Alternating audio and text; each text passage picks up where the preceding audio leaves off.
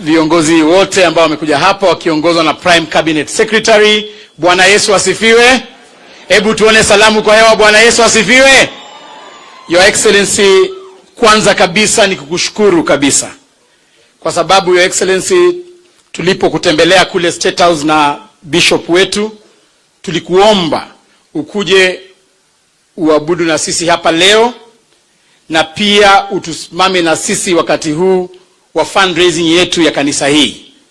Na wewe hata hukufikiria mara mbili. Ulisema kwamba kanisa hii likuombea ile wakati tulikuwa na shida mingi sana. Ile wakati kila mtu alikuwa na kudharau. Nakumbuka mwaka uliopita mwezi wa June, Sunday kama hii, ulikuja kwa kanisa yetu hapa, na wewe ulikuwa naibu wa rais. Lakini chief alikuwa ameambiwa hapa kwamba ati naibu wa rais haezi ingia Buhungu Stadium. Wakakufungia hata nje ya Buhungu Stadium.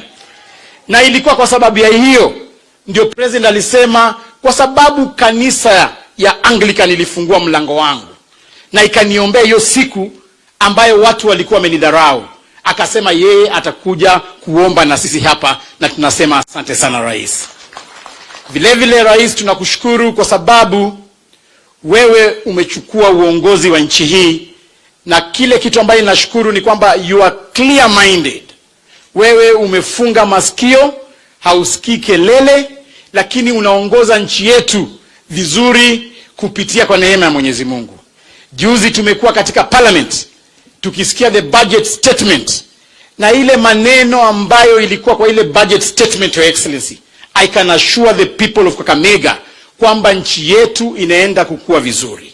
Jambo ambalo linifurahisha kama kijana ni kwamba kwa masuala ya masomo, university education, mahali watu wetu walikuwa nakosa kuenda kwa sababu hawana pesa, Your Excellency, umepandisha pesa ya university kutoka 15 billion mpaka 30 billion kwenda kusaidia wanafunzi wetu wa university.